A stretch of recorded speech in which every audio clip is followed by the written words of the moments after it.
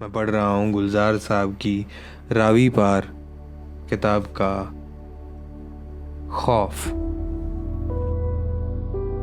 खौफ से नसें तन रही थी उसकी और बैठे बैठे घुटने यूं कांप जाते थे जैसे मिर्गी पड़ने वाली हो।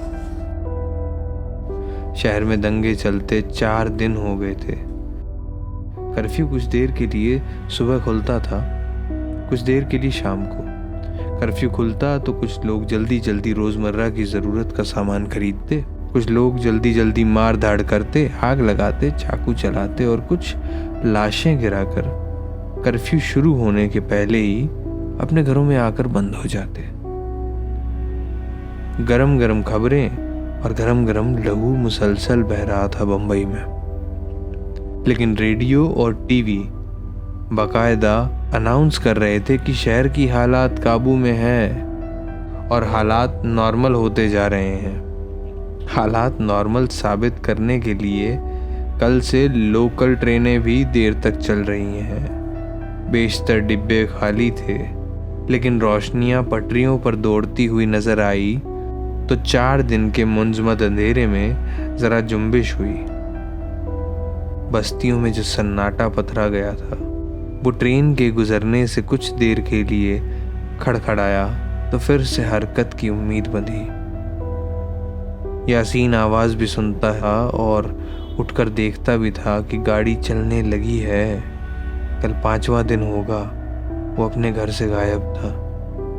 अब तो इंतजार खत्म हो चुका होगा, उसकी तलाश शुरू हो गई होगी। दिन खत्म होने ही वाला था कि उसका सब्र टूट गया। शाम का कर्फ्यू खुलते ही वह अंधेरी स्टेशन पर पहुंचा। प्लेटफॉर्म सुनसान था, लेकिन इंडिकेटर पर ट्रेन का वक्त टिमटिमा रहा था। ट्रेन बहुत आहिस्ता से दाखिल हुई स्टेशन में, रोजमर्रा के स्टाइल से नहीं, जैसे मोहतात थी या डरी हुई, सहमी हुई। कुछ लोग भी थे ट्रेन में, इक्का दुक्का। वो फैसला नहीं कर पाया कि किस डिब्बे में दाखिल हो। अक्सरियत तो हिंदुओं की है ना। 2-2 4 के गुच्छों में कहीं कहीं गुथे हुए रखे थे। वह रुका रहा प्लेटफॉर्म पर और जब गाड़ी चलने लगी तो एकदम भाग कर चढ़ गया। उसने वही डिब्बा चुना जिसमें और कोई न हो। बगौर देखा चारों तरफ, कोई नहीं था। फिर डिब्बे के आखिरी बेंच पर कोने वाली सीट में जाकर डूब गया, जहां से वह पूरे डिब्बे पर नजर रख सके। ट्रेन ने रफ्तार पकड़ी तो उसकी सांस में सांस आई। अचानक डिब्बे के दूसरे कोने से एक मुंडी नमूदार हुई। यासीन के तो होश उड़ गए। घुटनों में फिर से मिर्गी दौड़ गई। झुककर सीट के इतना नीचे हो गया कि अगर वो उसकी तरफ आए तो फौरन बेंच के नीचे छुप जाए या तन से सामने खड़ा हो जाए, पोजीशन ले ले। डिब्बे का दरवाज़ा भी दूर नहीं था, लेकिन चलती गाड़ी से कूद जाने में मौत के अलावा कोई खतरा नहीं था। और अगर गाड़ी आहिस्ता हो भी गई तो वो शख्स,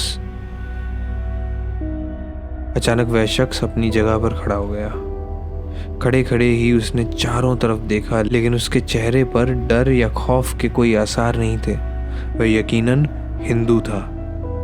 यासीन का पहला रिएक्शन यही था।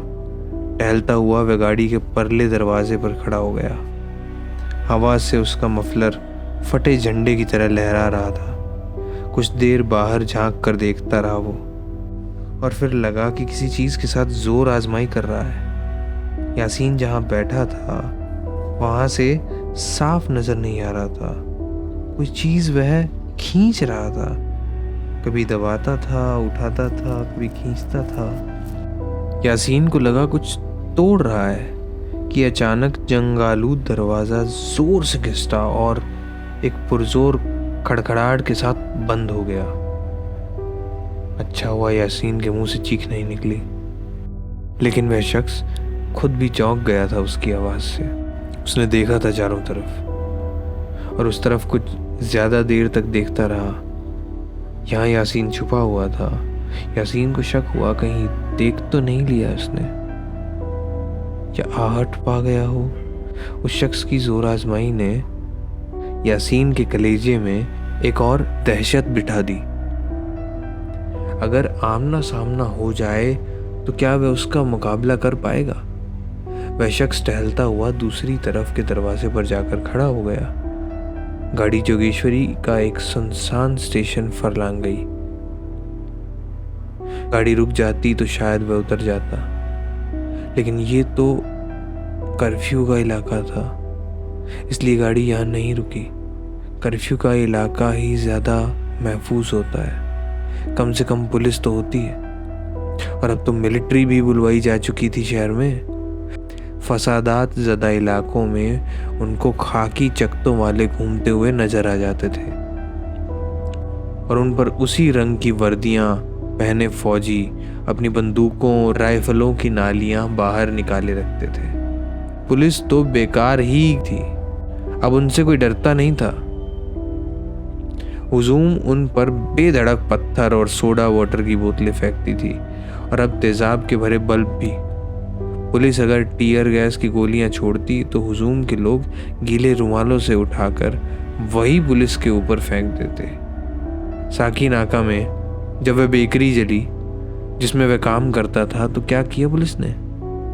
दूर खड़ी तमाशा देखती रही और वहां लोग पतली गलियों से बचते भागते उन गैराजों की तरफ दौड़े थे जिधर ठोकी पीटी छिली अछिली मोटरों के ढांचे खड़े रहते थे। जान बचाकर भागे थे छुपने के लिए। 8-10 लोग थे वो भला हो भाऊ का। भागते भागते उसकी कमर का गमछा पकड़ के चाय वाले के बगल के बागड़े में खींच लिया। भाऊ को तो मालूम था कि वह मुसलमान है, लेकिन वह तो हिंदू है। वह क्यों भागा? भाऊ कह रहा था जब हुजूम के सर पे खून सवार हो तो वह नाम पूछने के लिए नहीं रुकते। उनकी प्यास खून से बुझती है या आग से? जला दो, मार दो, नेस्त नाबूद कर दो। उनका गुस्सा तभी ठंडा होता है जब सामने कुछ ना रहे। दूसरे दरवाजे की खड़खड़ाहट ने चौंका दिया उसे। डिब्बे के परले तरफ के दोनों दरवाजे उस शख्स ने बंद कर दिए थे और देर तक उस तरफ देखता रहा जिस तरफ यासीन छुपा हुआ था। खौफ ने फिर उसका सर अपने शिकंजे में ले लिया। वह आदमी दरवाजे क्यों बंद कर रहा है डिब्बे के? क्या उसे मार कर उसकी खून में लिथड़ी लाश वह उसी डिब्बे में छोड़कर उतर जाएगा अगले स्टेशन पर? ट्रेन अब आहिस्ता हो रही थी। कोई स्टेशन आ रहा था। उस आदमी के कदमों में पहले से ज्यादा खुद एतेमादी थी। वह आहिस्ता आहिस्ता चलता हुआ उसकी तरफ आ रहा था। यासीन की सांस भारी हो गई थी। माथे पर ठंडे पसीने का आमद महसूस कर रहा था। डर था, सांसें गुच्छा हो रही थी। धूप निकला नहीं जा रहा था, कहीं उसे उच्छू ना हो जाए, वो खांस ना दे। यहीं सीट के नीचे पड़े पड़े। गाड़ी रुकी, कोई स्टेशन आया। वह आदमी आराम से उस दरवाजे पर आकर खड़ा हो गया जिस तरफ प्लेटफॉर्म था। उसका एक हाथ उसकी जेब में था। जेब में जरूर कोई हथियार होगा, पिस्तौल या चाकू। यासीन ने सोचा भाग के दूसरी तरफ से बाहर कूद जाए, लेकिन जहां छुपा हुआ था वहां से निकलते निकलते तो वह आदमी उसका पेट चाक कर देगा। पेट ही क्यों, गला काट देगा ताकि आवाज भी ना निकले। चोर आंख से उसने झांक कर देखा। वह शख्स बाहर की तरफ देख रहा था। प्लेटफॉर्म पर सन्नाटा था, किसी के कदमों की आवाज भी नहीं थी। बहुत चाहा यासीन ने कि कोई आ जाए, लेकिन क्या पता कौन आए, हिंदू या मुसलमान। एक और हिंदू ही सही, शायद भाऊ जैसा कोई रहम दिल हो। चाय के बाकड़े से कैसे अपना जनेऊ पहनाकर वह उसे अपनी खोली तक ले गया था। 4 दिन तक रखा। उसने कहा मैं मराठा हूं, लेकिन रोज गोश्त नहीं खाता। तुम कहो तो ले आऊं। पता नहीं कैसे मिले, हलाल वलाल मैं समझता नहीं। और बाहर के हालात ये हैं कि सब्जियां सड़ रही हैं अंधेरी में, लेकिन बेचने वाला कोई नहीं। लूट लो, जितनी चाहे ले आओ। और रेडियो बार बार यही कहता है कि शहर के हालात आहिस्ता आहिस्ता नॉर्मल हो रहे हैं। गाड़ियां चल रही हैं। कुछ इलाकों में बसें भी जारी कर दी गई हैं। इन 4 दिनों में उसे घर वालों की बहुत फिक्र हुई। घर वाले भी उसकी फिक्र करते होंगे। उसे एक डर था, कहीं फातिमा उसे ढूंढने के लिए बेकरी के पते पर ना चली जाए। जिस खोली में छुपा था वहां से रेल की पटरी नजर आती थी, गाड़ियां भी नजर आ रही थी, लेकिन भाऊ ने उसे जाने नहीं दिया। गाड़ी एक धक्के से चली और यासीन खोली से डिब्बे में आ गिरा। वह शख्स बाएं हाथ से रॉड पकड़े बड़ी खुद एतमादी से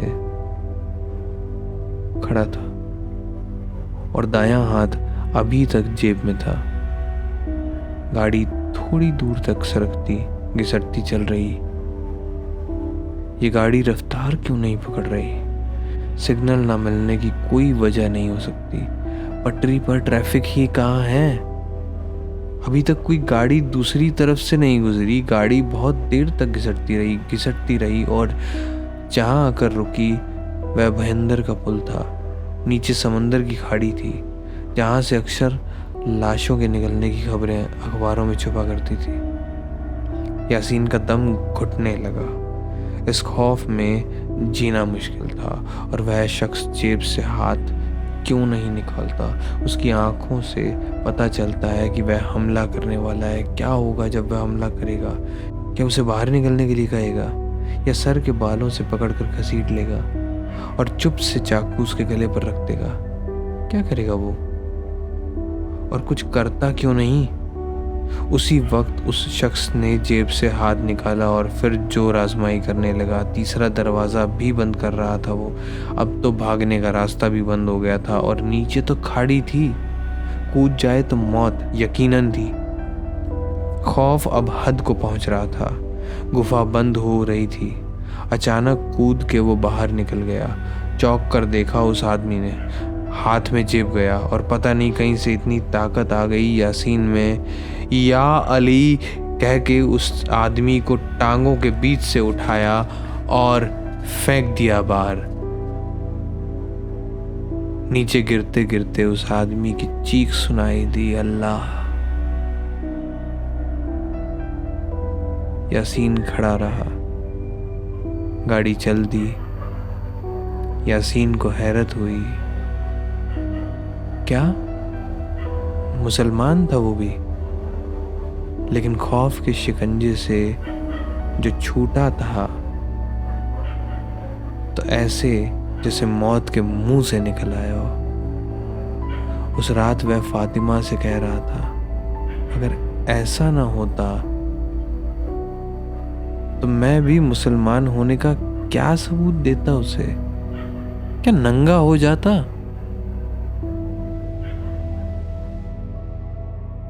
इस चैनल को लाइक कीजिए, सब्सक्राइब कीजिए।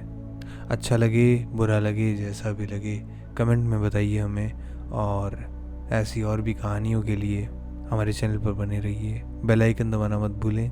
इससे जब भी हमारी कोई नई कहानी आती है तो आपको सबसे पहले पता चल जाता है। और चलिए चलता हूँ।